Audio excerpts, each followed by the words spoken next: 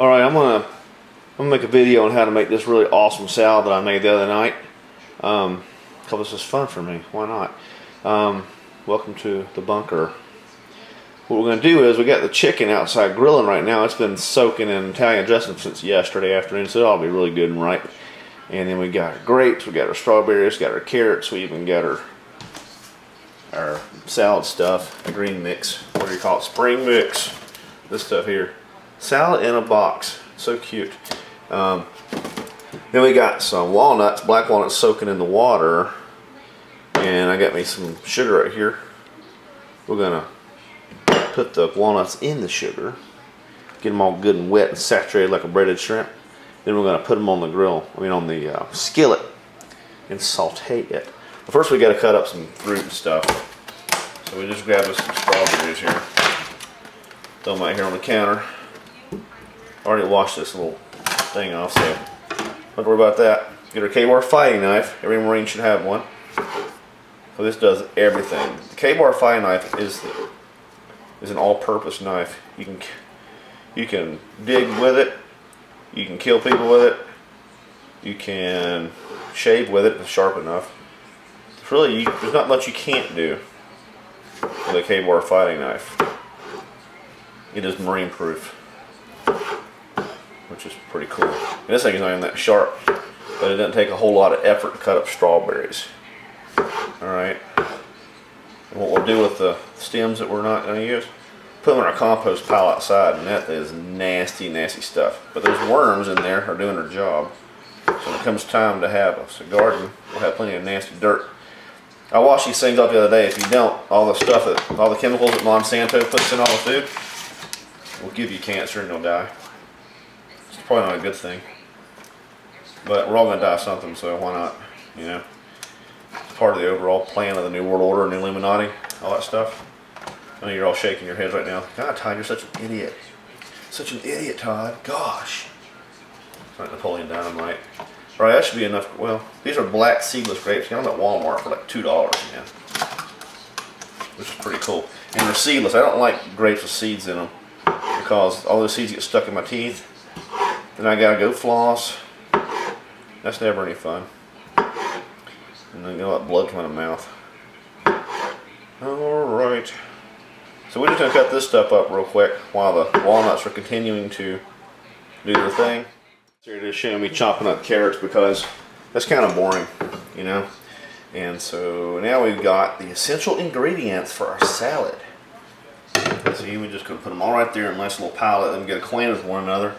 Because I've learned that when you cut up food for a salad or any kind of thing, if you mix all the food stuffs together for a while before you actually eat it, they get acquainted with one another and become friends, and they just make some nice little mixture for your stomach. So it tastes better and it digests better. It's just my own personal opinion. So now what I'm going to do is I'm going to take my walnuts here, which are nice and wet, and drop them down in this little bowl full of sugar while the skillet is heating up over there on yonder stove. Okay?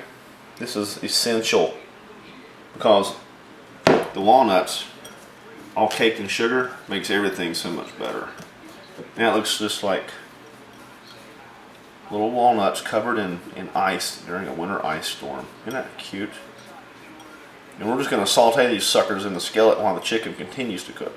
And I'll tell you right now, walnuts and grapes and strawberries and carrots really, really work well together. They're like, hey, let's be friends.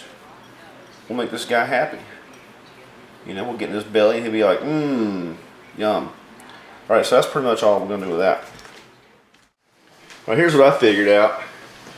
If you put a little bit of water in the skillet, and then you throw you some butter up in there, and let it melt real good, it makes the walnuts even better.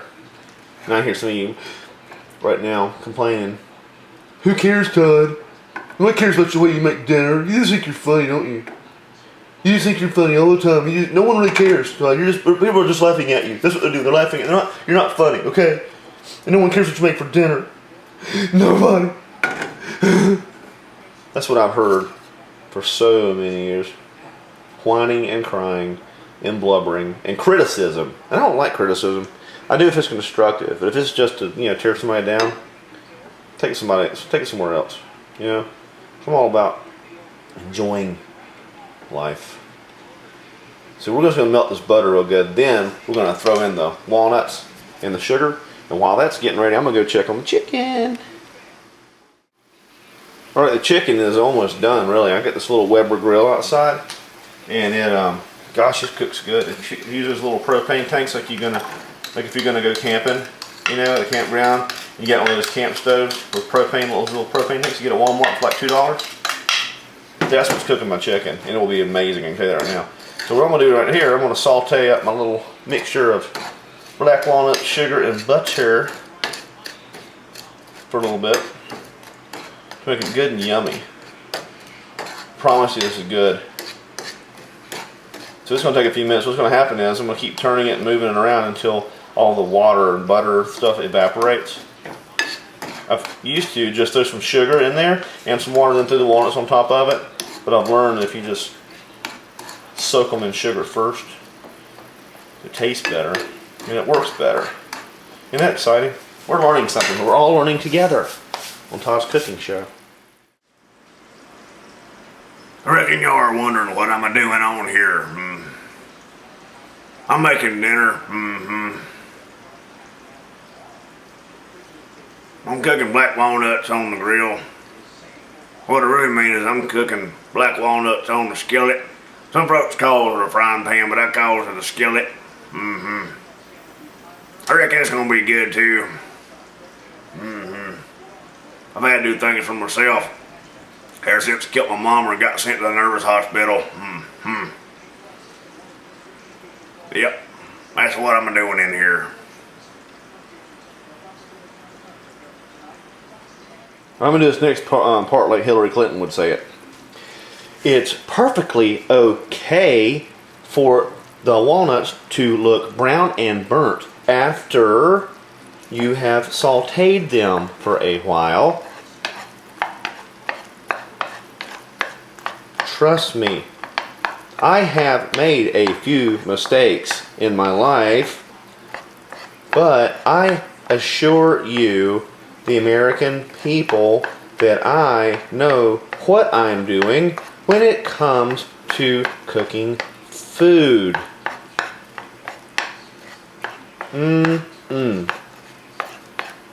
Isn't it lovely? Am I reading off of a cue card, a teleprompter, or am I actually a cyborg? And here's my mixture of black sugar-fried walnuts. We'll put them in. I already mixed up all our little fruit and vegetable friends. We'll get to that in a minute. But I like to drip what looks really gross on my salad, but it's not gross. It's really good. I learned this from a Cambodian lady when I was in Taiwan one time. She taught me how to do this, honestly. Me no lie, me tell the truth. Yeah, it's so good. You, trust me. Round eye, it's so good. It's so good. I'm like, how you know it's good, buddy? Cause me Asia. Asia are much smarter than the round eye. That's the thing with Asians. They think they're smarter than us. They probably are. You know, they develop Tai Chi and Kung Fu and stuff like that. So, what do we do? You know. All right, now we gotta cut our chicken up. Let me go get a fork. I should have had one already. Look, fresh from the dishwasher. The fork. We're just gonna cut our chicken right down the middle right here, like that, with our Ka-Bar fighting knife, or all-purpose utility kill it and grill it knife. It's probably not really made for cutting chicken. It'll slice through human skin though. It's just nice seeing more combat than most of you seen on TV. I always wanted to say that. When I was in the Marine Corps, all those guys have been there for, you know, forever. But my boots have seen more time than you have. Oh, that's impressive. Thanks, you know. I was killing babies when you were one. That's another one. We used to love that one. I just roll my eyes pet crap. Well, congratulations on your baby killing. Alright, this is going to go in our compost pile. This chicken is going to, I'm going to show you what's in the pot here in a second. but I want to make it look all pretty and make a good presentation. So you'd be like, oh gosh, Todd, you're so artistic. You'd be like, thank you. It's out of necessity, I assure you. Now what'll happen is this cat of mine, like, whoa, whoa, whoa, sweet cat of mine. She'll be wanting this chicken in a minute. I promise you that. All right, there it is so far. Isn't that lovely? See how the chrome bowl just kind of, uh-oh, messed up my presentation. Here, get back in there. The chrome bowl kind of makes it look even more elaborate. Now what I'm going to do is I'm going to take my big old block of cheese and my shredder, and I'm going to shred the cheese over top of this. It'll be, Now that black walnut mixture that I had a little bit ago, that can actually double as salad dressing if you like, but I like a little bit of Italian dressing. I like saying Italian, like all the southern folks do. Now we're getting an Italian marinade now and put it on top of your salad right there. Makes it even better. Let's go get that. Let's get the cheese first. It's been my experience in the past few years of living in poverty that you're better off with a block of cheese than buying the stuff that's already shredded up for you. Unless you're just lazy. I just take my cheese grater here. It's not very fancy, but it's effective. And it just grates in there. You use as much or as little as you want, or not at all. I like cheese. Some people don't. That's their problem. That's their prerogative. In this land of the free, home of the brave stuff, you know. So I like a lot of cheese because it makes me happy, and I'm not lactose intolerant. One thing I'm intolerant of is stupidity and blind allegiance. Just because, you know, not because of any blind allegiance by way of lack of knowledge. That's what irritates me more than anything. I believe, therefore it is. That's not true. Maybe it's true in the same people that teach that 2 and 2 is 5. But in the real world, it's not that way. All right, we're almost ready to devour this sucker. Well, if you're like me, I like to pour my dressing on it before I toss it.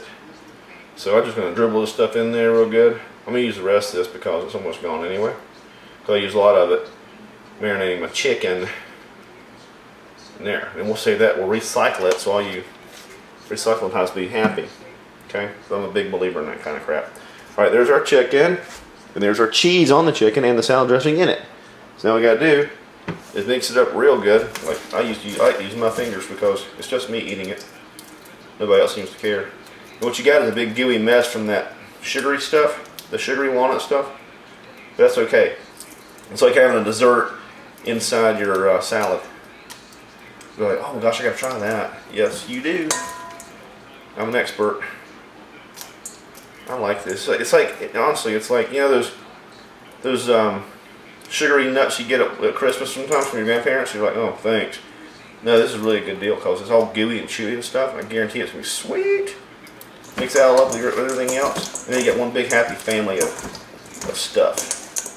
Okay, and then you can put it in a bowl. Now, any of you single guys out there that are wanting to get a high class lady, you make this deal one day and have her over for dinner, and she will think you have arrived. Like, oh gosh, this man he's so romantic, sexy. He can make a salad. He didn't just go out and get DiGiorno. What kind of girl do you think I am? But it's DiGiorno. Yeah, right. That's a funny commercial. Alright, I'm going to pull this chicken apart a little bit now. Okay? I think it has been tossed properly.